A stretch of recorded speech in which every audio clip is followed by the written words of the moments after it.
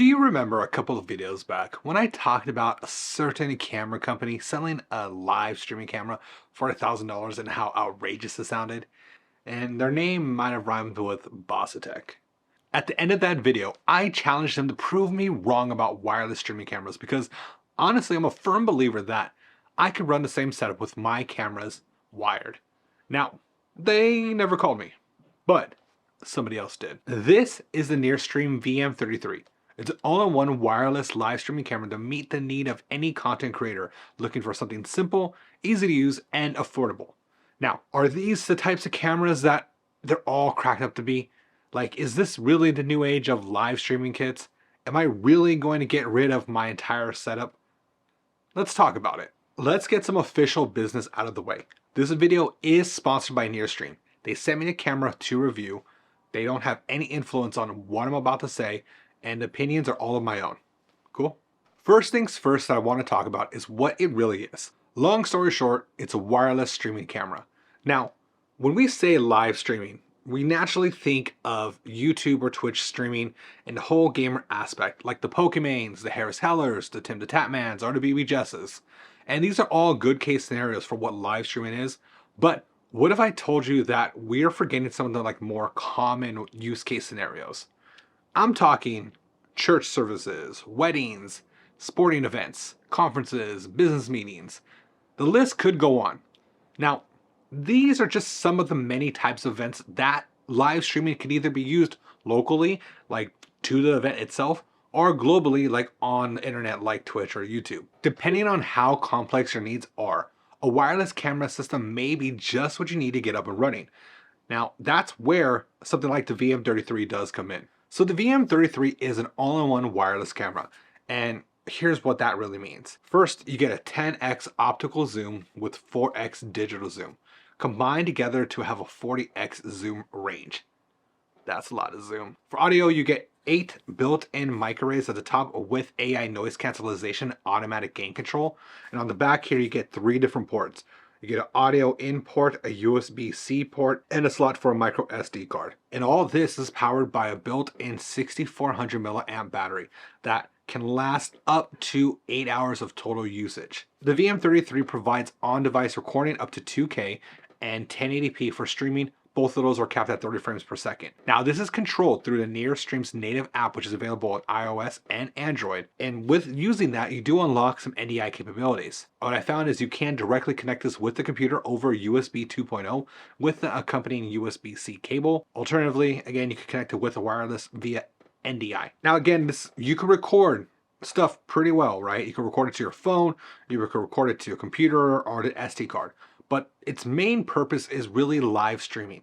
And the live streaming capabilities of this, it's again live streaming at 1080p, 30 frames per second, whether it's wireless or through USB. It's recognized via UVC with your computer, whether you're on Mac or Windows or even on like an iPad. Even I weirdly tested it on an Xbox Series X. And it worked, it got picked up. Let's talk about some of the highlight features of this. It has that huge 40x hybrid zoom.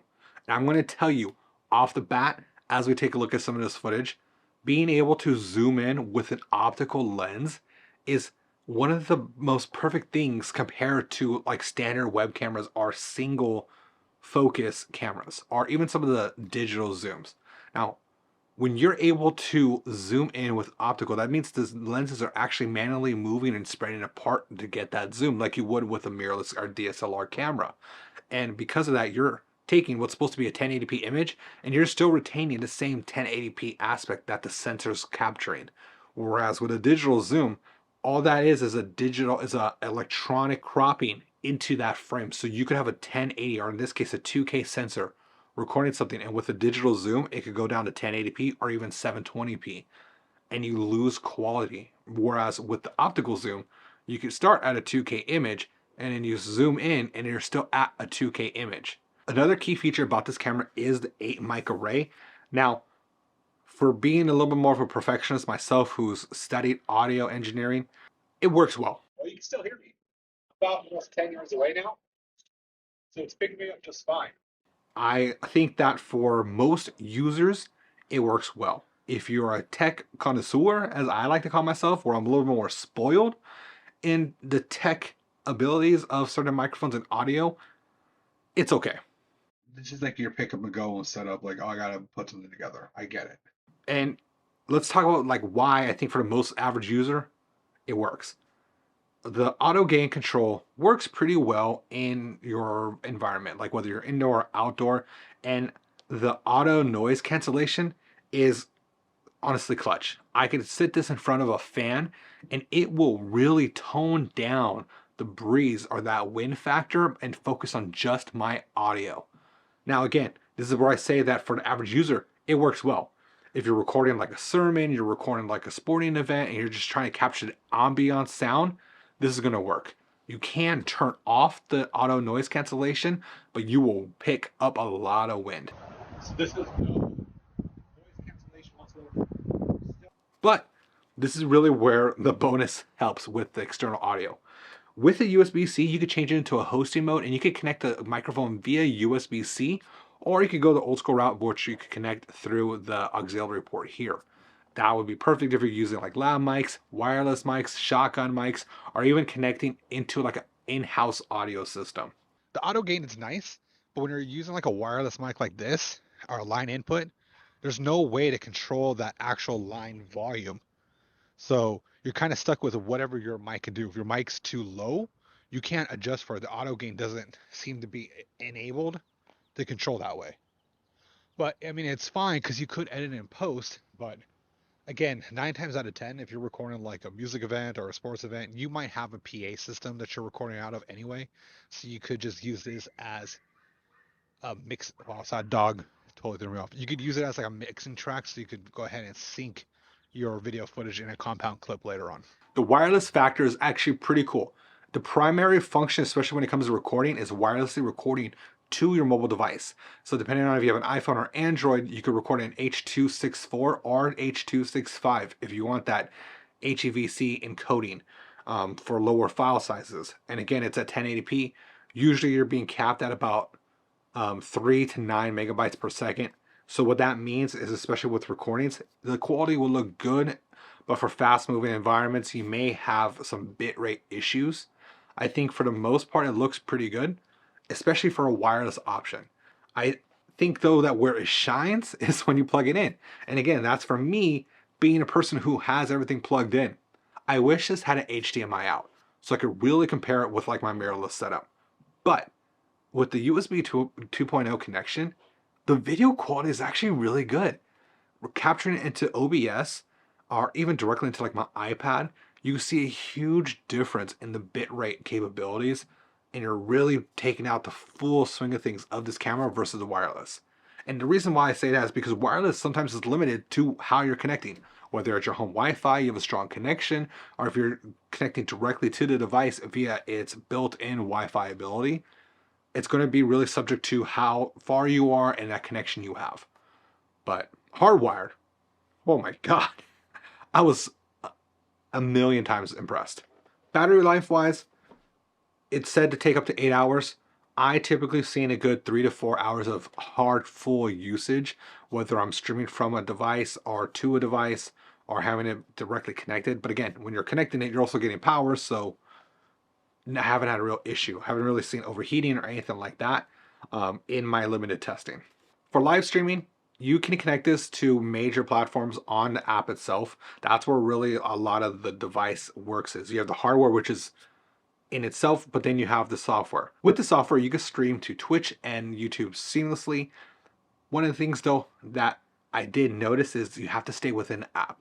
Because you're not keeping the app open as a primary app, switching apps could cause you to get knocked offline, and if you're an IRL streamer, that could be an issue. So I do recommend that you have like a second device to help manage that, whether you're using like an iPad or something like that, and hotspotting, that is an option. NearStream has created a camera and ecosystem that is easy to pick up and shoot. Being able to have such versatility in a compact system makes the idea of professional recording and streaming honestly a breeze for anyone. Setting this up is easy with the NearStream mobile app. A lot of it is set up automatically on like automatic settings, and because of that, it just works out the box. And for an inexperienced user, that is a great advantage. The image quality actually did exceed what I expected, especially at 1080p recording. What really though won me over was that 10x optical zoom, chef's kiss. Now there are things though that I think it needs to be improved on, and for someone like me who's a little more technically advanced, here's these are my thoughts as a technically advanced person, right? The camera is very versatile. It honestly surprised me. It made me question the whole concept of live streaming cameras. But I think that as a hardware, it is a great piece of hardware. But the software is where I think it needs improvement, and that's really what's kind of holding it back, right? Like I already said, hardware wise, the only thing I would change is give it a HDMI port. Honestly, you just get the best quality out of an HDMI port. So if it had that, again, chef's kiss. But beyond that, app wise, when you zoom in, right? In a typical like mirrorless camera, like on a Sony or like a Canon or an Nikon, when you're manually focusing on this, it's hard to actually know what's in focus, especially when you're looking on a small screen, like on a mobile phone. So it does kind of leave a little imagination, like, hey, does it look in focus? Is it as sharp as it can be? The AI does great, but the manual focus option, it'd be nice to have that zebra. Same thing goes when you're doing exposure, like manual exposures and stuff like that. You don't get any kind of indication that, hey, guess what? This is overexposed or underexposed. I think it would help, but again, at the market, who this is aimed for, they may not even know or care. Um, Another thing, software wise, that I think where the digital and optical zoom could really help is something I've seen with other brands like webcam, like Elgato, right? In their face cam option, you have the ability to zoom in, and then you could actually move the position of that zoom. So you could zoom in straight and then change in what actual position that zoom is. With this camera, you can't. So when you zoom in, you're zooming dead center. So if you have a person in your picture and their crotch is like right dead center, you're zooming into their crotch and you're gonna get a bunch of junk in your face. Nobody wants junk. Another thing is the mic system. So like I said, for an average user, I think the mic will be great for you. For someone who's a little bit more experienced with audio techniques and audio recording, chances are 9 times out of 10 you're going to use an external mic system. So you may not have to really worry about that. It's good for ambiance, and also it's good to capture audio enough, especially if you're going to do some kind of mix or multi-angle options, and then you have to resync with that audio. So it works. I wish it was a little bit better as far as tuning and clarity. I think that the mic position. I mean, look, I'll be real.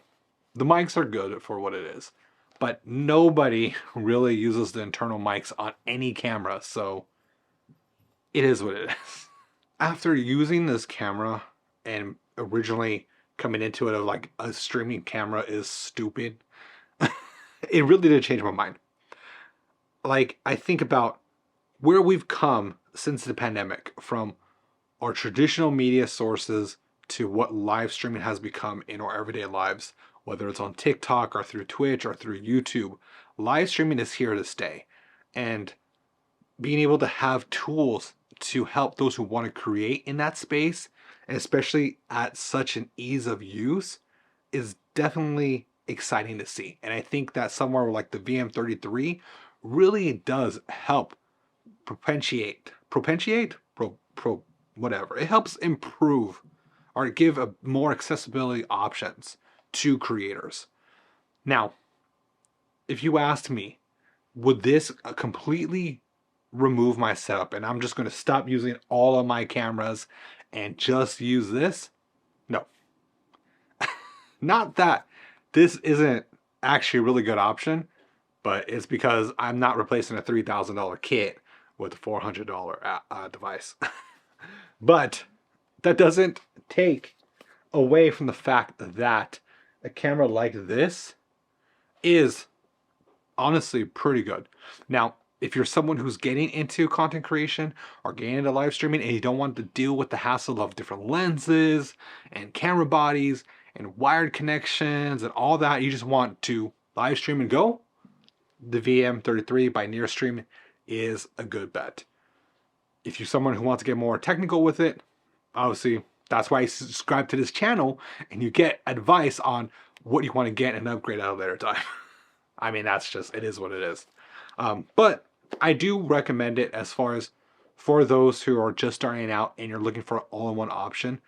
I will say, for me, what blew me away is, again, it's a 10x optical zoom. You get a 2K sensor and you can connect it via USB and still get that same quality. 100% to me, wired hands down. You just can't beat it. Just can't beat it. All right. If you like this kind of content and you like these kind of videos, make sure you hit that subscribe button. That way you get in touch with you actually get notified with all the videos I make. If you like this video, give me that thumbs up. And if you made it this far, you made it right here, I want you to tell me your favorite breakfast. Actually, no, I need something simpler. Go ahead and leave a rain cloud, right? Not like a little rain cloud emoji. I know they exist. Just because it's April and April showers bring May flowers. I don't know. We'll go with it there. All right, guys. I'm Joe, and this has been Mod XL, and as always, catch you guys next time. Peace.